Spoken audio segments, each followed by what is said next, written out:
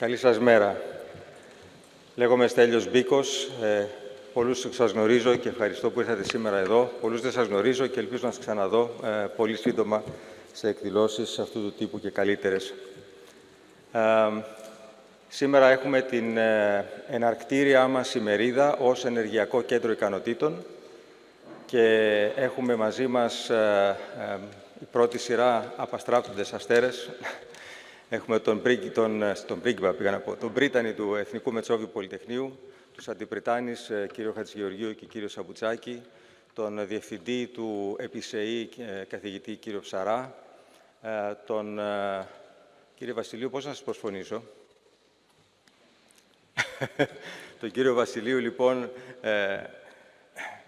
κύριο παράγοντα στη δημιουργία του ΕΠΙΣΕΗ, τον κύριο Δαγούμα, πρόεδρο της ΡΑΕ, τον κύριο Αραβώση, Γενικό Γραμματέα στο ΙΠΕΝ και πολλούς άλλους. Φυσικά έχουμε επίσης το πρόσωπο το οποίο τώρα βλέπω, τον πρώην Υπουργό Ενέργειας, τον κύριο Μανιάτη, ο οποίος θα ξεκινήσει και την πρώτη συνεδρία μετά τους χαιρετισμούς. Τώρα όμως, εκτός από τους μετόχους μας και όλους εσάς φυσικά, θα ήθελα να καλέσω στο βήμα τον πρίτανη, τον κύριο Μπουντουβί, τον καθηγητή Ανδρέα Μπουντουβί, να μας απευθύνει τον πρώτο χαιρετισμό. Καλημέρα σας. Αγαπητοί όλοι και όλες, κύριε πρώην Υπουργέ, κύριε Πρόεδρε της ΡΑΕ, κύριε Αντιπριτάνης, κύριε Διευθυντή του ΕΠΙΣΕΗ, εκπρόσωποι των συνεργαζόμενων φορέων στο Ενεργειακό Κέντρο Ικανοτήτων, κύριε Διαχειριστή του ΕΚΙ, προσκεκλημένοι συνάδελφοι, οι εξημών προτεργάτες του ΕΚΙ, κυρίες και κύριοι, σας ευχαριστώ για την παρουσία σας και τη συμμετοχή σας στη σημερινή εκδήλωση που δημοσιοποιεί την ύπαρξη, τη δράση και το όραμα του Ενεργειακού Κέντρου Ικανοτήτων. Για την ακρίβεια, το όραμα του MEP για το Ενεργειακό Κέντρο Ικανοτήτων, ένα όραμα που έχει συνδιαμορφωθεί και υλοποιείται με το Επιστημονικό Πανεπιστημιακό Ινστιτούτο Συστημάτων Επικοινωνιών και Υπολογιστών και τους συνεταίρους μας. Όμως, μέρες που είναι, οράματα και δράσεις μπαίνουν σε δεύτερο πλάνο μπροστά σε αυτή τη ματέωση που βαραίνει την ατμόσφαιρα στη χώρα και μας διακατέχει όλους από το τραγικό και αδιανόητο δυστύχημα των τεμπών, που έχει ένα ιδιαίτερο δραματικό στοιχείο, την απώλεια πολλών νέων ανθρώπων, μεταξύ αυτών και φοιτητών. Και βέβαια το μεγάλο δράμα που είναι των οικογενειών και των γονιών που έχασαν τα παιδιά τους. Και επειδή πολλοί εξημών είμαστε μηχανικοί, είναι αναπόφευκτη η σκέψη ότι είναι οξύμορο να ασχολούμαστε με εξελίξεις στην αιχμή της τεχνολογίας, ενώ σκοτώνονται συνάνθρωποι μας λόγω αντίθετα κινούμενων τρένων στην ίδια σιδηροδρομική γραμμή. Αυτό ακριβώς το σημαντικό έλλειμμα εξυγχρονισμού και μεταρρυθμιστικού αποτελέσματος στη χώρα μας είναι που μας υποχρεώνει να αναλάβουμε όλες τις ευθύνες μας, εμπροκειμένου τα πανεπιστήμια, και να κάνουμε πολλά και όλα έχουν απόλυξη άμεσα ή ασυμπτωτικά στους νέους, τους τωρινούς εκπαιδευόμενους φοιτητές μας και μελλοντικούς επαγγελματίες επιστήμονες μηχανικούς. Αυτούς που με ορμή και όνειρα προσπαθούν να αποκτήσουν εφόδια και να χαράξουν την πορεία τους και να το κάνουν αυτό επιλέγοντας ενδεχομένως ή σκεπτόμενοι να δώσουν τη μάχη παραμένοντας στην Ελλάδα. Κάτι που η χώρα το έχει τεράστια ανάγκη. Και εκεί ειδικά ένα ίδρυμα όπως το Εθνικό Μετσόβιο Πολυτεχνείο έχει να συνεισφέρει σημαντικά στη συγκράτηση των νέων επιστημόνων στη χώρα. Το Ενεργειακό Κέντρο Ικανοτήτων εντάσσεται στο ευρύτερο, ολιστικό θα ήθελα να είμαι σε θέση να πω, όραμα του MEP για την ανάπτυξή του, που επιδιώκει να αντλήσει ουσία από τη σύνδεση έρευνας, καινοτομίας και επιχειρηματικότητας. Είμαι σίγουρος ότι όλοι σε αυτό το ακροατήριο γνωρίζουν ότι η χώρα, ενώ τα πάει καλά στην έρευνα, την ανταγωνιστική ερευνητική χρηματοδότηση σε ευρωπαϊκό επίπεδο με το ζεύγος MEP-EPISEI στην πρώτη θέση, εντούτοις οι επιδόσεις στην καινοτομία και την αλληλένδετη επιχειρηματικότητα είναι πολύ χαμηλές. Είναι το Ενεργειακό Κέντρο Ικανοτήτων, το ΚΕΔΙΒΙΜ, το Κέντρο Επιμόρφωσης και Διαβίου Μάθησης, το Γραφείο Μεταφοράς Τεχνολογίας, ο Κόμβος Μεταφοράς Τεχνολογίας Science Agora, οι τεχνοβλαστοί, που συνθέτουν ένα διαμορφωμένο και εξελισσόμενο τοπίο κατά τη διάρκεια της τελευταίας διετίας στο MEP της εξωστρέφειας και της διασύνδεσης με τη βιομηχανία και τις επιχειρήσεις.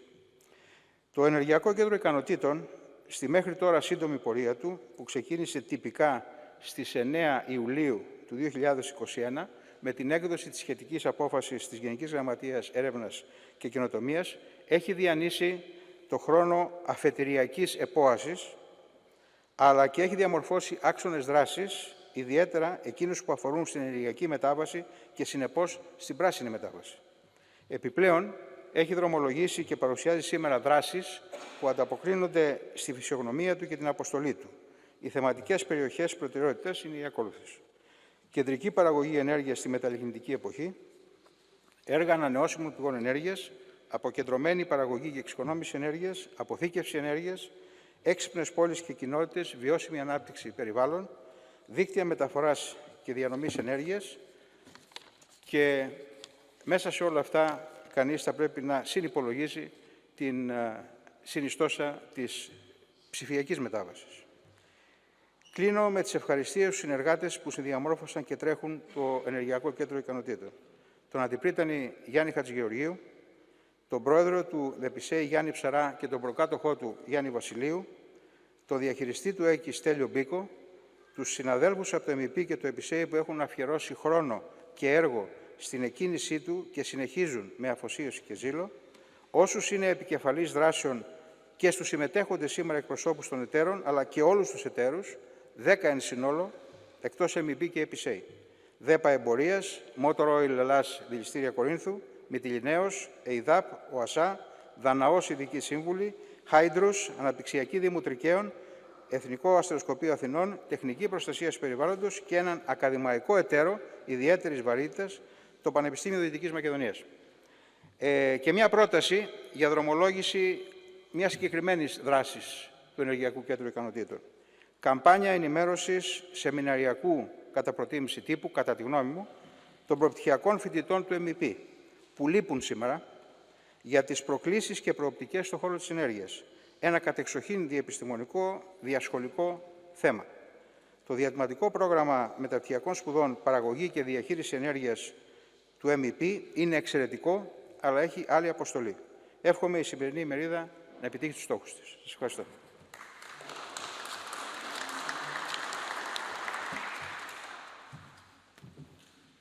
Ευχαριστούμε τον καθηγητή κύριο Μπουντουδή.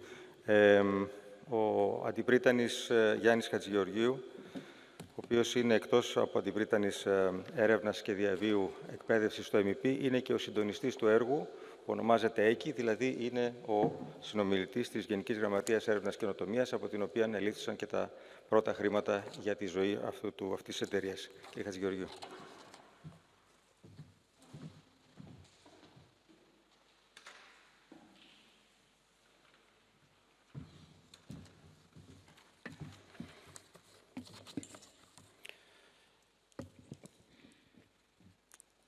Καλημέρα σε όλους.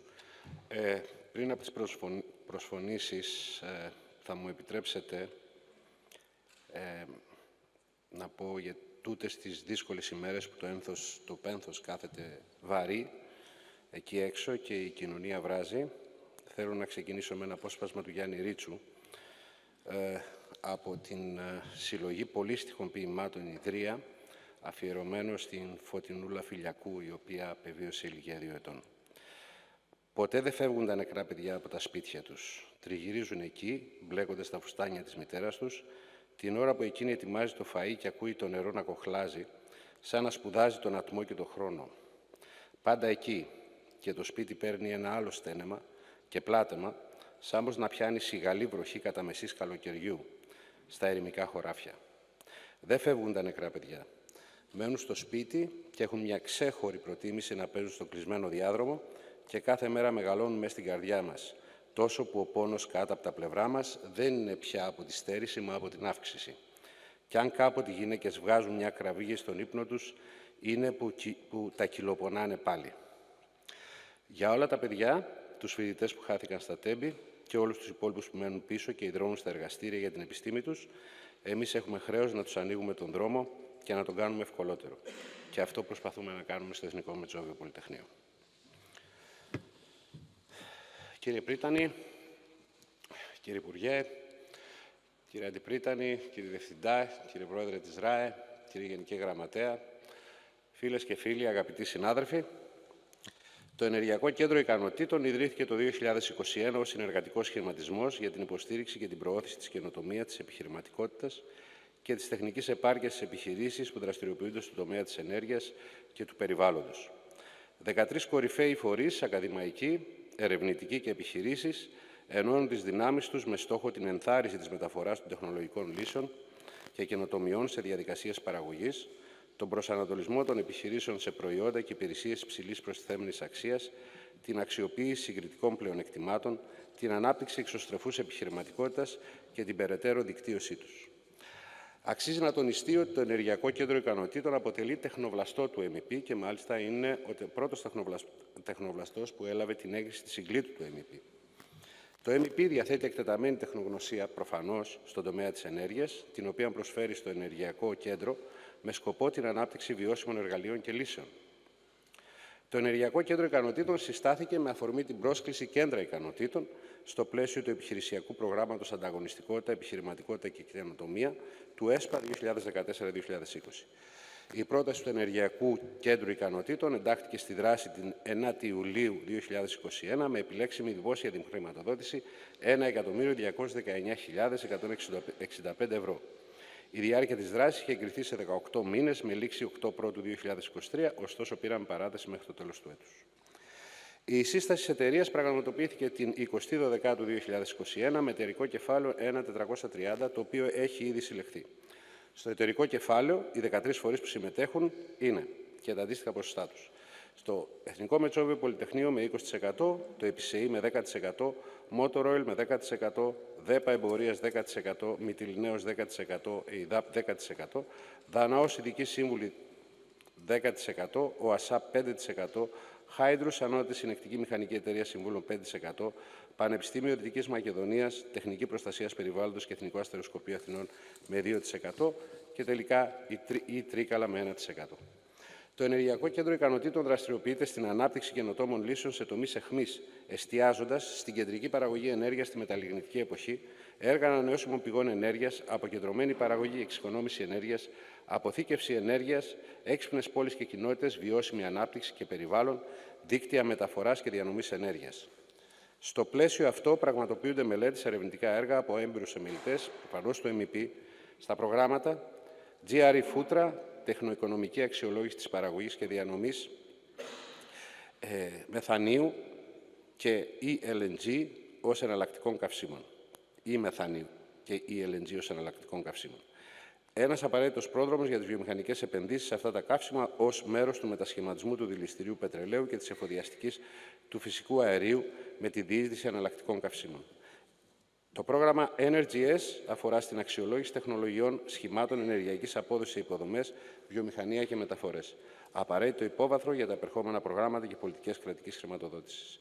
Το πρόγραμμα Smart Cities, δημιουργία βάθρου για ψηφιακά δεδομένα ροών ενέργειας σε πόλεις που απορρέουν από κινήσεις και δραστηριότητες ανθρώπων και αγαθών. Πρώτο βήμα προς ένα σύνολο υπηρεσιών που θα συμβάλλουν στην ενεργειακά αποδοτικότερη ζωή στην πόλη. Σιμάναγκαν, που αφορά στην θερμοδυναμική και ορολογική ανάλυση συστημάτων έκχυσης υδρογόνου σε δίκτυα φυσικού αερίου, με επίκεντρο την αποφυγή επικίνδυνων καθεστώτων ροής. Και αφορά στις προτάσεις εξοπλισμού και λειτουργίας στους διαχειριστές δικτύων φυσικού αερίου που ετοιμάζονται για έκχυση υδρογόνου στα δίκτυά τους. Alt Fuels and Ship Types αφορά στη δημιουργία εργαλείου για την αξιολόγηση και την ελεγχιστοποίηση του αποτυπώματος άνθρακα συγκεκριμένων τύπων πλοίων κατά τη χρήση εναλλακτικών καυσίμων. Στοχεύει στο ξεκλείδωμα επενδύσεων στην ναυτιλία προς τα εναλλακτικά καύσιμα με σαφή γνώση της επίδρασής του στην εμπορική αξία των πλοίων. Flowwind, δημιουργία συστηματικής μεθόδου αξιολόγησης πλωτών υπεράκτιων αιωλικών πάρκων, συμπεριλαμβανομένων των προμηθευτικών αλυσίδων τους. Πολύτιμος αρρωγός στην ενεργοποίηση επενδυτικών προτάσεων για συγκεκριμένες υπεράκτιες τοποθεσίες, όπου δεν συνιστάται η βαρυτική καθήλωση στο βυθό. CNHES, δημιουργία υπολογιστικού πλαισίου βελτιστοποίησης για την πλήρη εκμετάλλευση της ενέργειας από φωτοβολταϊκή εγκατάσταση μέσω συνδυασμένης αποθήκευσης σε μπαταρίες και υδρογόνου. Κρίσιμο εργαλείο για τη μεγιστοποίηση της βιωσιμότητας μιας φωτοβολταϊκής εγκατάστασης στη συγκεκριμένη αγορά ηλεκτρικής ενέργειας και υδρογόνου. Αγαπητοί φίλοι, σας καλωσορίζω όλους στην αίθουσα Καφτατζόγλου. Ευχαριστώ πάρα πολύ τους ομιλητές που αποδεχθήκανε τις προσκλήσεις μας να συμμετάσχουν και φυσικά τους συνεργάτες μας. Ιδιαίτερα ευχαριστώ τον κύριο Υπουργό, ο οποίος δέχτηκε την πρότασή μου να μεταφέρει στοιχεία της εμπειρίας του. Σας ευχαριστώ πάρα πολύ.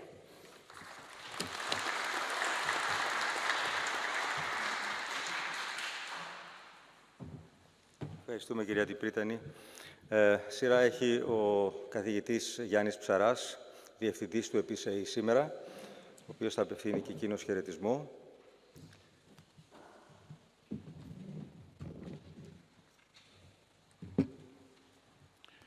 Καλημέρα σας. Όπως καταλαβαίνετε, όλοι μας είμαστε συγκλονισμένοι από αυτό που έγινε στη χώρα αυτές τις μέρες. Πραγματικά δεν έχω λόγια να πω. Νομίζω ότι ο κύριος Πρίτανης και ο κύριος Αντιπρίτανης με κάλυψαν με αυτά που είπαν. Συμμετέχουμε και εμείς, όπως όλοι μας, σε αυτό και με μια ιδιαίτερη βαρύτητα, βέβαια, δεδομένου ότι εμείς είμαστε στον χώρο των νέων, των φοιτητών κτλ. Και πραγματικά η απώλεια είναι ακόμα μεγαλύτερη. Πάντα είναι. Η απώλεια ανθρώπινης ζωής είναι πάντα σημαντική, αλλά βέβαια αυτό είναι ακόμα πιο σημαντικό. Θα συνεχίσω να πω έτσι, θέλω να πω δύο λόγια για το ΕΠΙΣΕΗ. Το ΕΠΙΣΕΗ είναι το Ερευνητικό Πανεπιστημιακό Ινστιτούτο Συστημάτων Επικοινωνιών και Υπολογιστών. Έχει ιδρυθεί το 1989. Είναι ένα Ινστιτούτο το οποίο είναι αυτόνομο. Έχει ιδρυθεί ως νομικό πρόσωπο ιδιωτικού δικαίου. Είναι ο ερευνητικός βραχίων ουσιαστικά της Σχολής Ηλεκτρονικών Μηχανικών και Μηχανικών Υπολογιστών, της οποίας εγώ είμαι καθηγητής και όπως όλοι τα μέλη του ΕΠΙΣΕΗ, τα μέλη ΔΕΠ. Και θα ήθελα να πω ότι σε πολύ αγαστή συνεργασία πάντα με το Εθνικό Μετσόβιο Πολυτεχνείο, το οποίο προφανώς είμαστε μέλη, προχωρούμε και στα 33 χρόνια λειτουργίας, κλείνουμε 33 χρόνια λειτουργίας τώρα, έχουμε καταφέρει να είμαστε μέσα στους πρώτους, αν θέλετε, ερευνητικούς φορείς στη χώρα, αλλά και σε ευρωπαϊκό επίπεδο, σύμφωνα με πολλές αξιολογήσεις. Να πω δύο λόγια. Αυτή τη στιγμή, στα 33 χρόνια, έχουμε υλοποιήσει επιτυχώς περίπου 1.500 αέρια χρηματοδοτούμενα από την Ευρωπαϊκή Επιτροπή, περίπου διπλάσια εσωτερικά και εθνικούς πόρους, και τώρα τρέχουμε αυτή τη στιγμή γύρω στα 180 προγράμματα της Ευρωπαϊκής Ένωσης, τα οποία θέλω να πω, είναι πολύ σημαντικό ότι είναι στην αιχμή της τεχνολογίας. Δηλαδή έχουμε πραγματικά, όχι μόνο εμείς προφανώς και όλοι οι υπόλοιποι ερευνητικοί φορείς και τα πανεπιστήμια στην Ελλάδα, αλλά τρέχουμε προγράμματα τα οποία έχουν το προνόμιο να δουλεύουν ουσιαστικά στο state of the art, όπως τα λέγαμε. Και βέβαια έχουμε και ένα άλλο μεγάλο προσόν. Έχουμε πάρα πολύ καλούς ανθρώπους γύρω μας. Έχουμε νέους ανθρώπους οι οποίοι έχουν βγει και από τη σχολή τη δική μας στο Πολυτεχνείο και από το Πολυτεχνείο, αλλά προφανώς και από άλλα ακαδημαϊκά ιδρύματα της χώρας, το οποίο είναι η μεγάλη μας πρίκα, όπως καταλαβαίνετε. Και σε αυτούς τους ανθρώπους έχουμε υποχρέωση. Και έχουμε υποχρέωση να φτιάξουμε συνθήκες οι οποίες να μπορέσουν να τους κρατήσουν στη χώρα μας, για να μπορέσουν αφενός να έχουν την προσωπική τους ανέλυξη, αφετέρου βέβαια να συμβάλλουν και στη ζωή και στην εξέλιξη της χώρας, αλλά και στην ζωή όλων των πολιτών ουσιαστικά. Στα πλαίσια αυτά, θέλω να πω ότι εκτός από την έρευνα προφανώς, η οποία πραγματικά έχουμε πολύ καλά, βοηθάμε προφανώς και στο ακαδημαϊκό έργο, δεδομένου ότι ενσωματώνουμε πράγματα και ανακαλύψεις από την ερευνητική μας στα μαθήματα που κάνουμε στη σχολή και στα μεταπτυχιακά που έχουμε επίσης. Αλλά έχουμε επίσης διδακτορικά πάρα πολύ καλά και επιπλέον αυτό που μας ενδιαφέρει πάρα πολύ και σε συνεργασία βέβαια προφανώς και με τη διοίκηση του Πολυτεχνείου και τους άλλους συναδέλφους, είναι να μπορέσουμε πραγματικά να καταφέρουμε να περάσουμε τα ερευνητικά αποτελέσματα που είναι πάρα πολύ σημαντικά και στην κοινωνία, στην αγορά και παντού. Και σε αυτό το πλαίσιο, λοιπόν, έχουμε προσπαθούμε να εξωτερικεύσουμε όσο μπορούμε τις λειτουργίες μας. Έχουμε ιδρύσει 2 spin-offs. συμμετέχουμε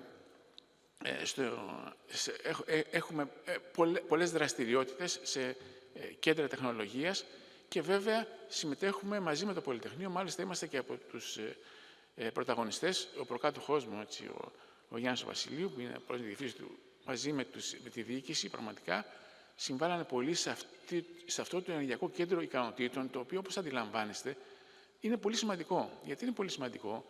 Διότι μετέχουμε σίγουρα κάποιοι άνθρωποι οι οποίοι ασχολούμαστε στην έρευνα, στην ενέργεια και όχι μόνο, και στην πληροφορική, στο state of the art, όπως είπα προηγουμένως, αλλά και έχουμε μαζί μας και κάποιους από τους μεγαλύτερους, έτσι, δραστηριότητες παραγωγούς ενέργειας και στην κατανάλωση από τη χώρα και σε όλο το πεδίο, γιατί βέβαια η ενέργεια, όπως καταλαβαίνουμε, είναι παντού. Έτσι λοιπόν ήθελα να πω δύο λόγια για τη δική μας συμβολή. Εμείς, όπως καταλαβαίνετε, είμαστε πιο κοντά, αν θέλετε, στην πληροφορική, στον ψηφιακό μετασχηματισμό, αλλά και στην ενέργεια, βέβαια, λόγω της σχολής. Έτσι. Και στη σημερινή εποχή, όπου πραγματικά έχουμε ζήσει την ενοποίηση, αν θέλετε, το παλιό, ξέρω εγώ, ενεργειακός, πληροφορικός κτλ. Δεν υπάρχει. Υπάρχει, ξέρω εγώ, αυτή τη στιγμή μία ενοποίηση. Δεν μπορεί να κάνεις τίποτα χωρίς να έχεις δυνατότητες να μπορείς να αξιοποιήσεις τα καλά στοιχεία από εκεί. Δηλαδή, η ενέργεια πια αυτή τη στιγμή έχει ξεχαστεί πια το παλιό μοντέλο κτλ. Σίγουρα πηγαίνουμε με τη νέα τεχνολογία, με έξυπνα συστήματα και σε αυτό εμείς είμαστε πάρα πολύ, έτσι, δυνατοί και φιλοδοξούμε, έτσι, με τη συμμετοχή μας στο Ενεργειακό Κέντρο Ικανοτήτων να μπορέσουμε πραγματικά να δώσουμε τη διάσταση αυτή και να μπορέσουμε να βοηθήσουμε όλους τους συνεργάτες, που πραγματικά είναι πολύ, έτσι, σημαντικό στο να κάνουμε κάποια έργα πολύ σημαντικά και να έχουμε και μία βιωσιμότητα στις δράσεις μας. Δεν θέλω να σας πάρω παραπάνω χρόνο.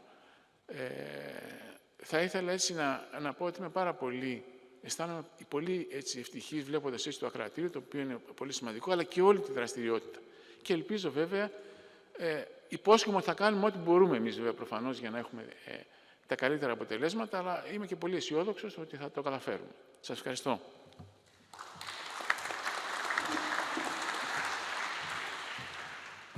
Ευχαριστούμε, κύριε Ψαρά. Να καλέσω στο βήμα τον Θανάση Δαγούμα, τον καθηγητή του Πανεπιστήμιου Πειραιώς και πρόεδρο της ΡΑΕ, να μας απευθύνει τον τελευταίο χαιρετισμό αυτής της ενότητας.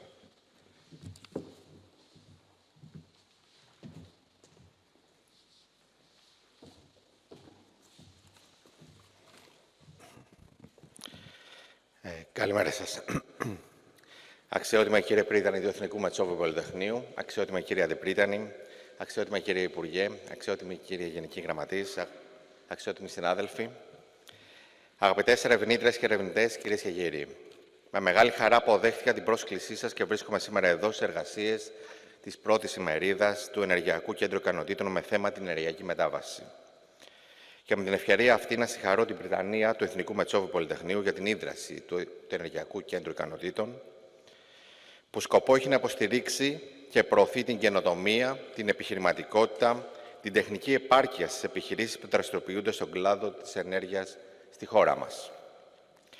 Η Ρυθμιστική Αρχή Ενέργειας έχει υπογράψει πρόσφατα μνημόνιο συνεργασίας με το Εθνικό Μετσόβιο Πολυτεχνείο και στην Ολομέλειά μας έχουμε την τιμή να συμμετέχουν δύο ομότιμοι καθηγητές του Εθνικού Μετσόβιου Πολυτεχνείου, ο τέος Αντιπρίτανης καθηγητής Δημήτριος Παπαντώνης και ο καθηγητής Στέφανος Μανιάς. Κυρίες και κύριοι, βρισκόμαστε σε μια κρίσιμη καμπή ως Ευρώπη. Η ενεργειακή κρίση ανέδειξε την αναγκαιότητα επαναπροσδιορισμού των στόχων για το 2030 στον ενεργειακό τομέα και στην επικαιροποίηση του Εθνικού Σχεδίου για την Ενέργεια και το Κλίμα, το οποίο θα πρέπει να υποβληθεί τον Ιούνιο του τρέχοντος έτους. Συνεπώς, αυτό καθιστά και τη σημερινή ημερίδα εξαιρετικά επίκαιρη και ουσιαστική. Ο επανσχεδιασμός απαιτεί κομβικό ρόλο για το ρυθμιστή και ως αρχή καλούμαστε να αντιμετωπίσουμε τις σύγχρονες προκλήσεις πάνω σε 4 βασικούς πυλώνες που έχουμε οριοθετήσει ως προτεραιότητες μας. Αυτές είναι η περαιτέρω προστασία των καταναλωτών, η ενίσχυση της εποπτείας των αγορών και του ανταγωνισμού, η ενίσχυση της ενεργειακής ασφάλειας και η επιτάχυνση της ενεργειακής μετάβασης. Επιτρέψτε μου να παραθέσω κάποια στοιχεία για αυτούς τους τομείς. Όσον αφορά την προστασία των καταναλωτών, Έχουμε ήδη δρομολογήσει στα πλαίσια του ψηφιακού μετασχηματισμού της αρχής μια σειρά εργαλείων, η πλατφόρμα MyRae, το εργαλείο σύγκρισης τιμών Energy Cost, μια ειδική ιστοσελίδα Electricity Cost Calculator που βοηθούν τους καταναλωτές. Επίσης, είναι σημαντικό ότι ως θεσμός πρέπει να ενισχύσουμε την εμπιστοσύνη των πολιτών απέναντι στους φορείς της πολιτείας. Ξέρετε ότι είμαστε μια χώρα όπου υπάρχει μια έντονη καχυποψία.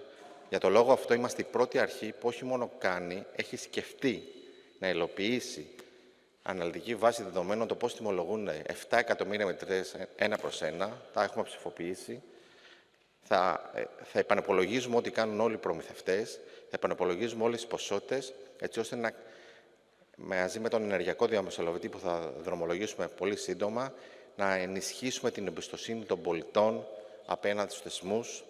Είναι κάτι το οποίο θεωρώ ότι είναι μια σημαντική επιτυχία αν το υλοποιήσουμε στο χρονοδιάγραμμά μας. Όσον αφορά την εποπτεία, είδατε ότι οι ενεργειακές τιμές κατά τη διάρκεια του έτους αποτέλεσαν ένα ζήτημα για όλη την ευρωπαϊκή κοινότητα.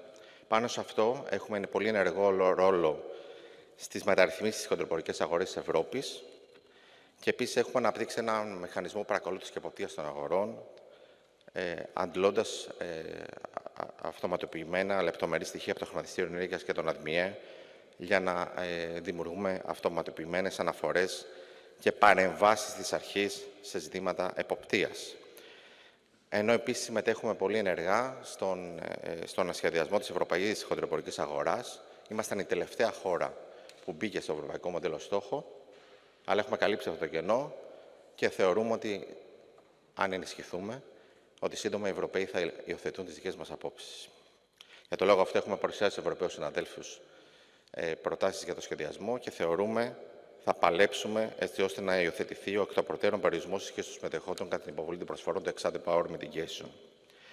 Όσον αφορά την ενίσχυση της ενεργειακής ασφάλειας, πραγματοποιούνται πολύ σημαντικές επενδύσεις στη χώρα μας και στο φυσικό αέριο και στον ηλεκτρισμό. Έχει αναβαθμιστεί γεωπολιτικά η χώρα μας. Έχουμε εκμεταλλευτεί αυτή την ευκαιρία ως πολιτεία και αυτό είναι αποτέλεσμα μιας συλλογικής προσπάθειας όλων των φορέων, της πολιτείας κυβέρνησης, του ρυθμιστή και των διαχειριστών, μια σειρά υποδομών στο αέριο, FSU, FSRU, underground storage, διασυνδετήριους αγωγούς με τη Βόρεια Μακεδονία, με την Βουλγαρία, καθιστούν τη χώρα μας πυλών ενεργειακής ασφάλειας, σταθερότητας και αξιοπιστίας στην περιοχή της Νοτιοανατολικής Ευρώπης. Ενώ όσον αφορά τα δίκτυα ηλεκτρικής ενέργειας, έχουν ήδη εγκριθεί διασυνδέσεις με όλα τα ηλεκτρικά νησιά, το Βόρειο Αιγαίο και τα Δωδεκάνησα, καθώς πλέον υλοποιείται οι διασυνδέσεις με την Κρήτη και τις Κυκλάδες.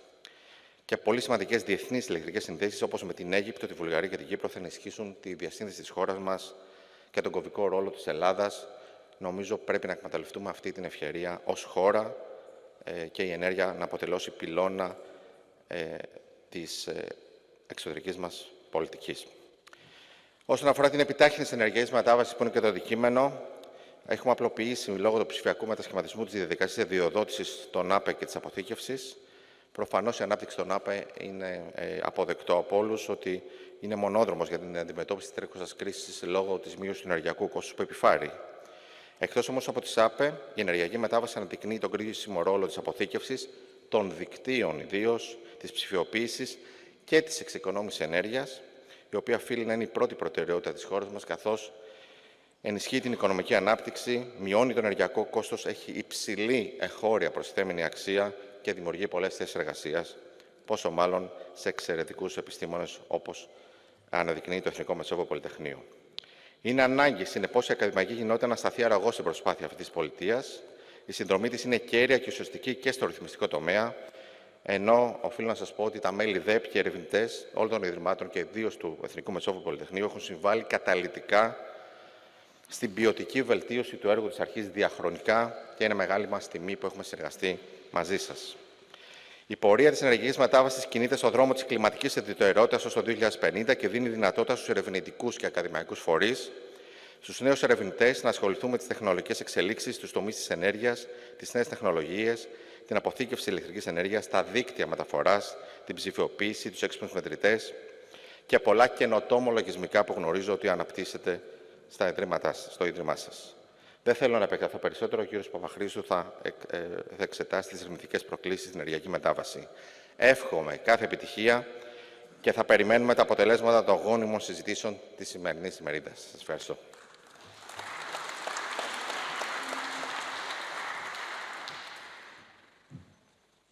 Ευχαριστούμε, κύριε Δαγούμα. Καλώ στο Προεδρείο τον αγαπητό δημοσιογράφο Χάρη Φλουδόπουλο, ο οποίος θα συντονίσει, μάλλον θα βοηθήσει στην εξέλιξη της επόμενης συνεδρίας.